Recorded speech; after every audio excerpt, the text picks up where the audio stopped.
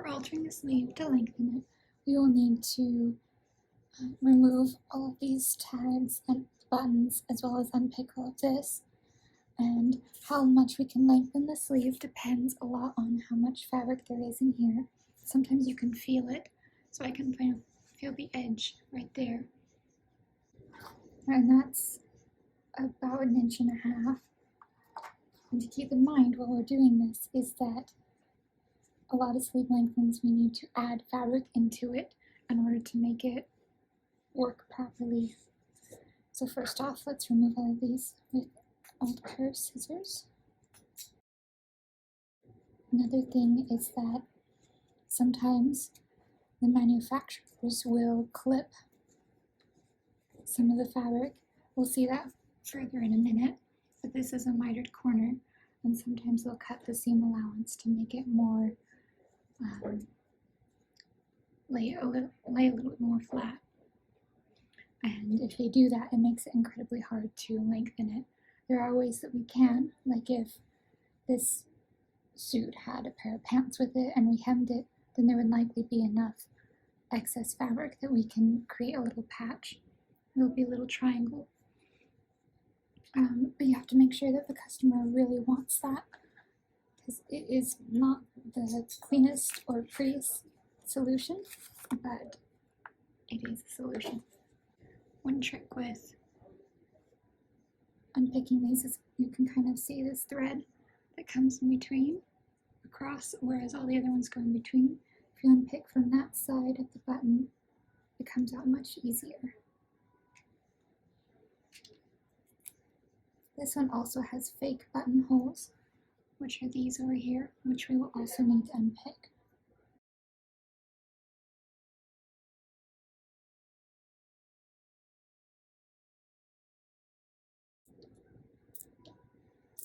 And put those buttons aside where they won't get lost, since we don't have many replacements.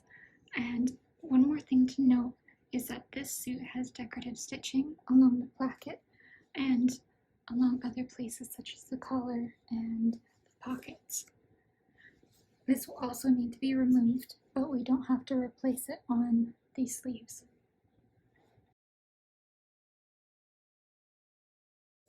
Then we will need to unpick up into this placket, as well as detach the main outer fabric from the lining.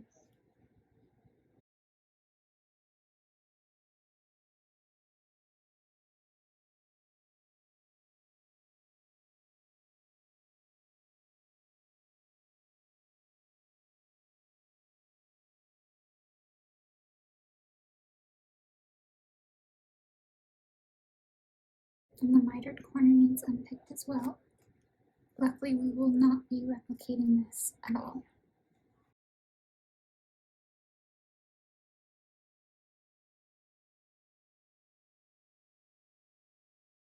And then on the opposite side, there'll be a little portion here that we will also unpick.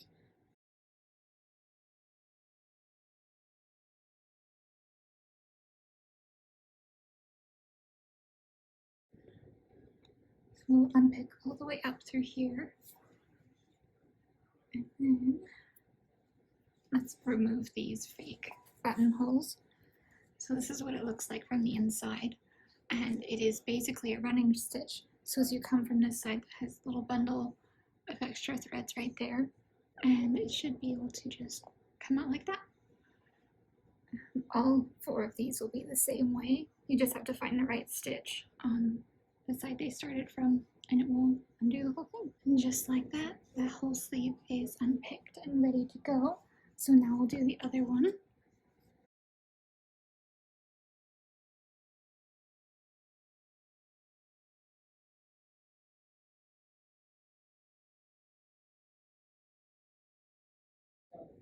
And this is why we unpick that decorative stitching, is because as we try to open this up and that decorative stitching is still in place, that it will hold it there and we need it to lie flat.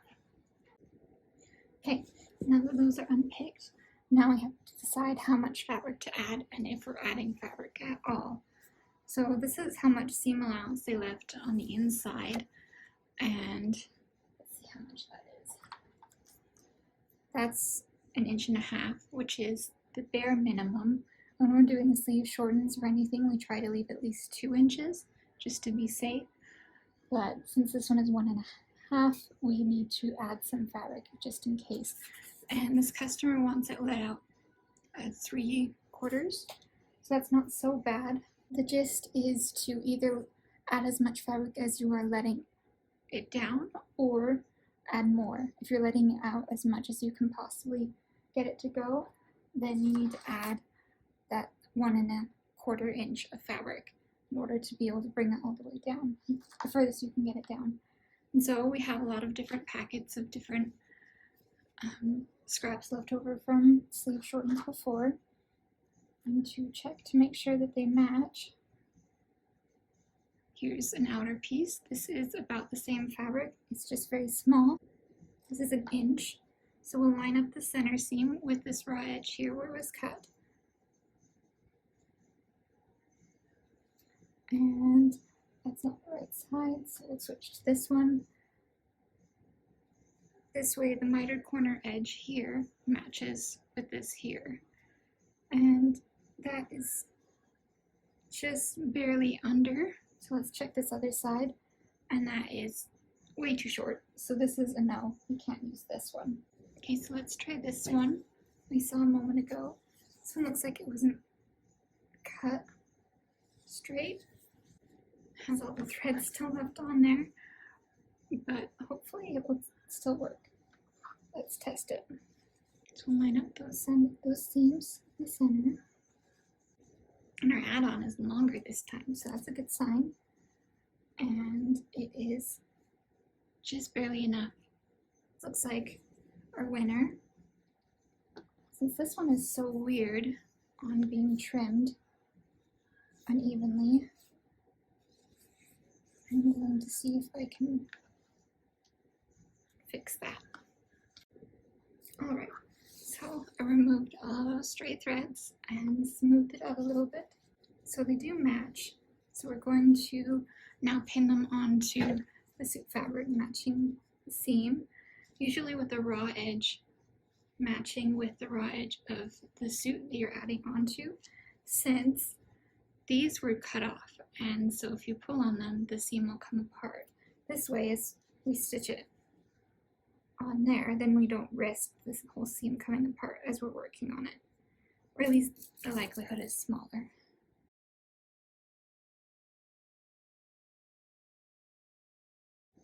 And it's okay that this is a little bit longer than our suit,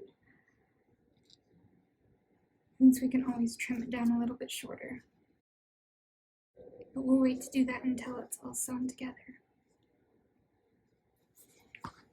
Now we also need to add lining, and in most of the packets you'll find of sleeve shortened material, they will have the lining with them, which this one did.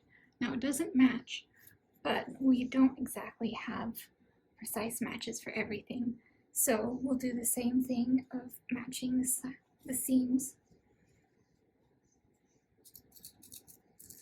and pinning them together. And this is right sides to right sides.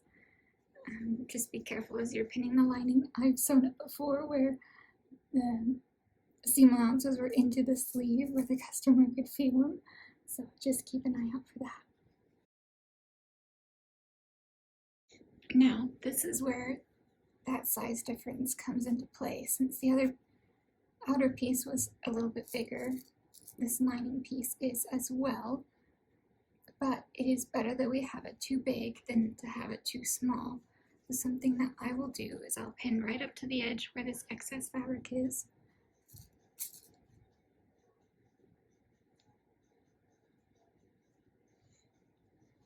And then do a diagonal pin, so I know that I need to shorten this before I attach the whole lining. And then we'll do that to the other sleeve as well. One thing I forgot to mention before is that when you're lengthening or shortening sleeves, sometimes they tack the lining to the outer sleeve. So it's best to remove those. And I'll do this in both sleeves. Sometimes they do it twice. This manufacturer did it pretty high up. And now it's ready to be taken to the machine. We can either sew this at 1/4 inch seam allowance or 1/8, depending on what you need. This fabric that we're adding is 1 inch. In general, we're trying to add as much as we're adding.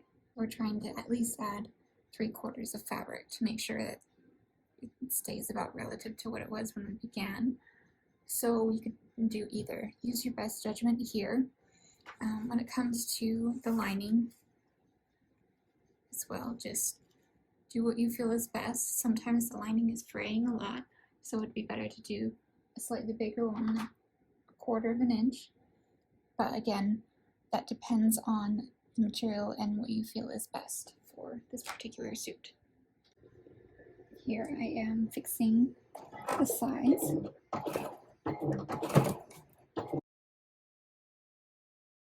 Decided on 1/8 inch seam allowance through here. Just have to be pretty careful.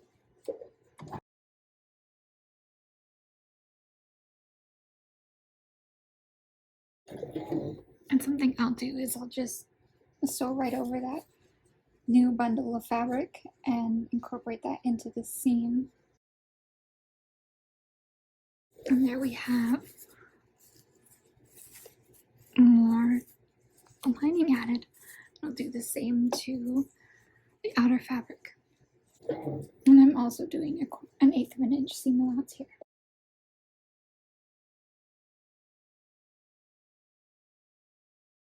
There we have it.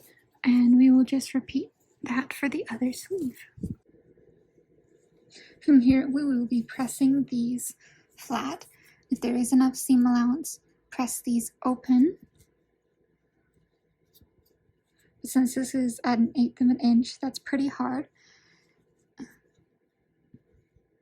So pick a direction that you want the seam allowance to go and press it that direction, usually the way that it wants to lie. And we will avoid pressing the original crease line for now, and we will also be pressing this flat.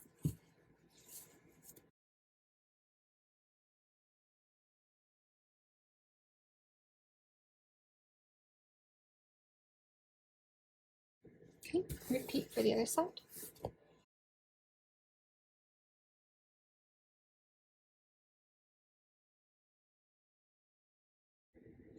From here, we will be measuring down from the original crease. So it's custom mounts at 3/4 the way down. And we will draw a line with the wax chalk the whole way around.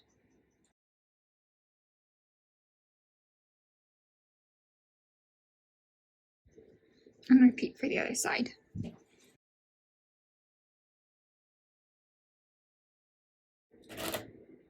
With that done, we go back to the iron. From here, we will be pressing this as the new crease line. And as we go, see how this was folded over before and stitched like that? We will be replicating that a little bit down here as we press, just to help later on. This isn't necessary, but I find it helps. So there's that new chalk line.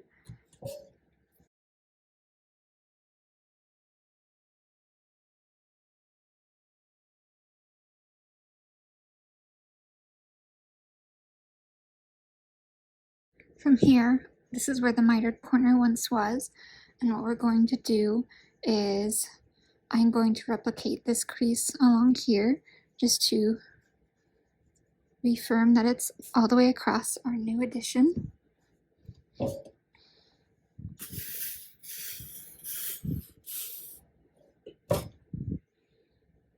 Then I will fold it up and finish that crease here. Finish this new hemline.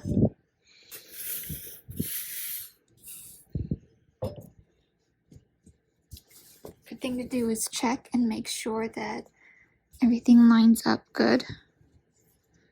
along the placket here. What we're looking for is to make sure that these edges here line up well. This is the point where we can adjust that. They are a little bit off, so I'm going to try to fix that.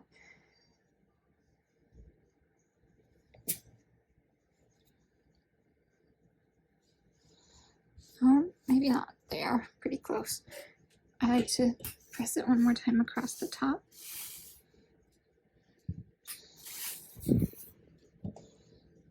And repeat for the other side. Now that we're back at the machine, we're going to turn the sleeves inside out.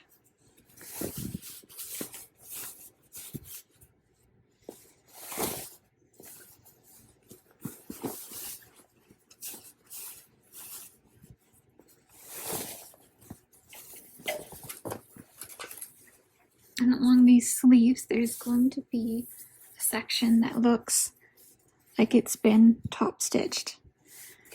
Like here's the other seam, it's pretty enclosed, and then here's this other one.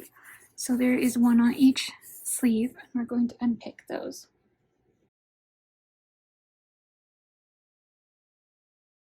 And you only need to unpick enough that you can fit your hand through there. Now I'm going to reach into the sleeve and pull out our end here.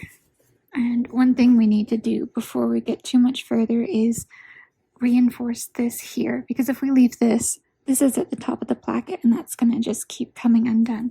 So I will need to stitch just along here to reinforce that.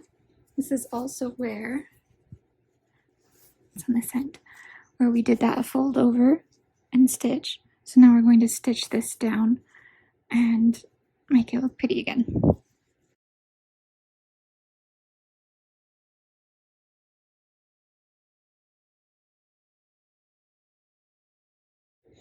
And this is where things get a little bit more different. I'm going to reach up through the sleeve to the top, and I'm going to spread my hand out big and wide, much like this, and bring it through to straighten out any twists or tangles. And I'm going to find this seam here, the one that we matched a lot of things to earlier, and I'm going to follow it up to the armpit, and then I'm just going to graze it with my fingers as I make sure that the lining seam matches with it. This is where it might get a little confusing, but I'm going to stick my hand through that opening, find the seam of the lining right here and the seam of our outer fabric and match them. So I'm pinching these between 2 fingers or 3, and I'm going to pull this through the opening, and now we have all of our layers right here. And I'm going to pin them together.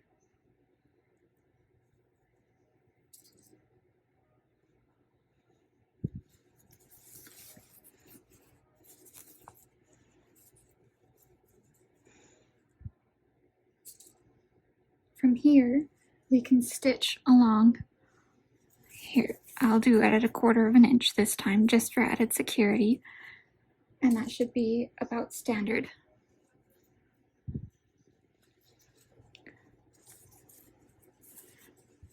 As you can see here, here's where we stitched before, but we cannot stitch over that, so our stitching will end here, right where this begins. And since the sleeves are mirrored on the opposite side, on the other sleeve, instead of having this piece here, we will have the mitered corner, which I will show in a minute. But we only need to pin the left side, since as you start with the lining side up, you start stitching, you can rearrange it as you go. This will save some time with pinning. Here I am going through the inside again. Here's the seam of the lining and the seam of our outer fabric, which is going to be right sides together when it's pinched together. I'm bring it out again and begin pinning it. This way we don't have to do a ton of hand stitching, and we can just use the machine. This is where things change a little bit, since this is the mitered corner side, and this is where we had our extra fabric. We are now going to trim this off since we do not need it.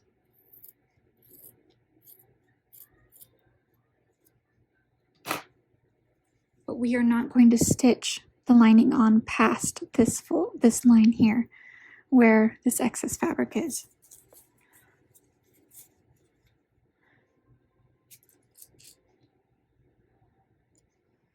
So I will stop stitching where this pin is, or very close to it, and I will start stitching.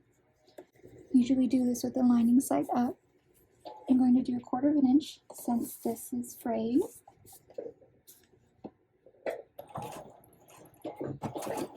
Don't forget to back stitch the beginning and the end.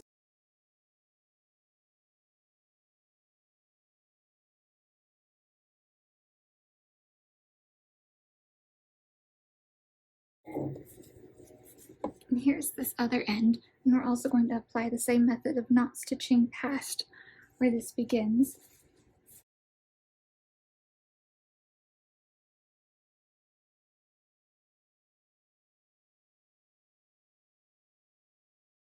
Now it's all attached, and we can bring it back out through that sleeve opening. Find that crease.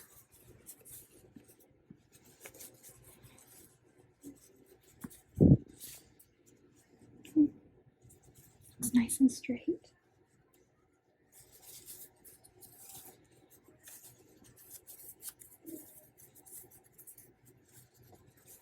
And I will do this to the other sleeve now. Then we can close it up. For this part, lengthen the stitch length to at least 4. And we're going to stitch this close much like we found it. Don't worry about changing the thread color.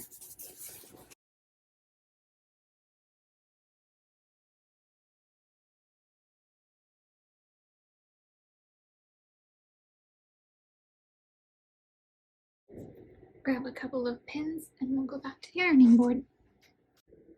Okay, this is I find this part very important. This is where we're going to lay it out and give another press to the top. So I'm trying to make sure that it lays flat and that this line is fairly straight. It shouldn't have a curve to it. And I'll just press over the top.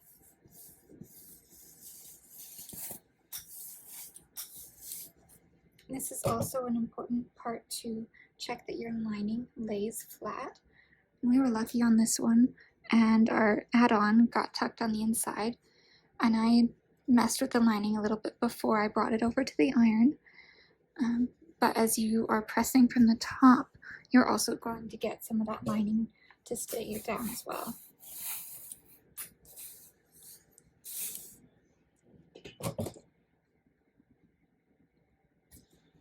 And I would like to take a pin and poke it through all the layers here to make sure it stays where I intended it to. And repeat for the other side. Back at the main table, we're going to mark where our buttons will go, and generally coming up from the hem, we'll do 1 1/4 inches, and we'll just do a straight line. And my pin's a little bit in the way, so we'll ignore that. Then coming from the side of the placket, which is here, we're going to go 1/4 inch in and about 2 inches up. So we'll draw another line here, and this creates a section for our buttons to go in, and we'll do this on both sides. And I usually pick this wax chalk since if you put some steam over it with the iron, then it will erase pretty easily. Whereas if you do chalk, then you have to try and rub it off, and it doesn't come out quite as easily. And now we'll need our buttons back.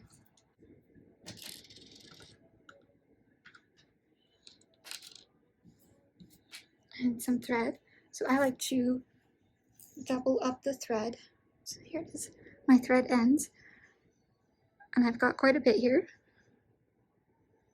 But I'm going to pinch them together so I have the cut ends here, and I'm going to thread both of them onto the needle at the same time. Just like that. and then treat it like normal. So this thread needs to be reasonably long since we're going to be sewing all of the buttons with this one thread. We will not be stopping and cutting them off halfway. Lastly, one of my favorite tricks is to run the thread through some beeswax a couple of times, and this helps keep it from tangling, especially when we're using a long piece. And if we take a look at these buttons, these have the brand statement on them. So as we sew them, we'll need to be careful in order to keep them consistent as having the statement the right side up so we can read it. And I tend to start with poking the needle up from underneath, making a guess at where the first button should go. I'll slip it on. My needle is coming up through the lower right one.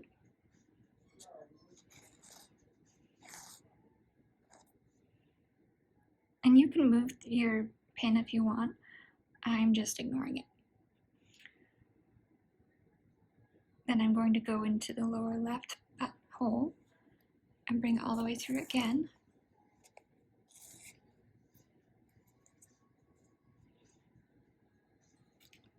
Since we have that stitch down, we can remove the pin for good. We don't need it anymore. And this is what it looks like on the inside. I'm going through both the layers. This is so we can tack them in place, since if we don't, you can still kind of see a little bit of this opening here where we didn't stitch it fully. Then I'm going to come up on the upper left hole of the button.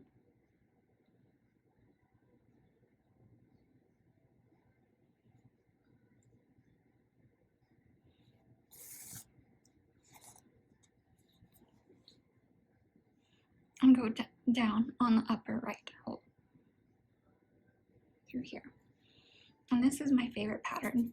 I think it works best for what we're trying to do. From here, I'm poking my needle up again, loading the button on, seeing if it fits.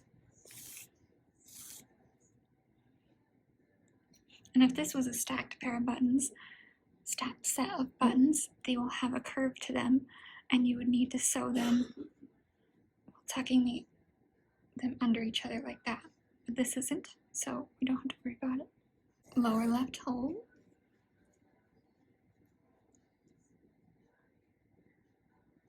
Upper left.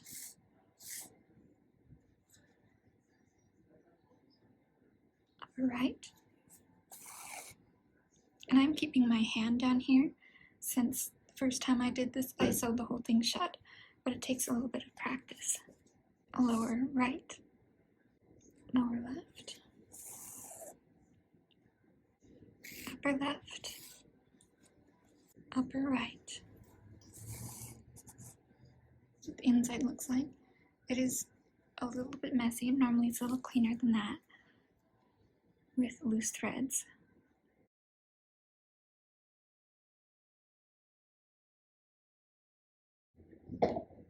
And that's the same number of buttons as there were originally.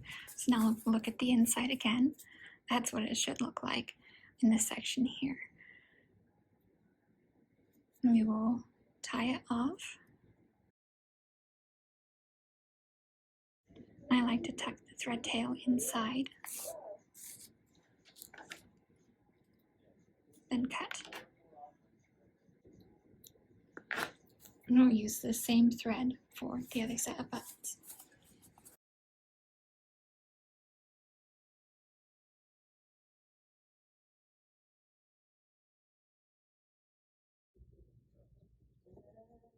Hit it with a blast of steam, and it's done.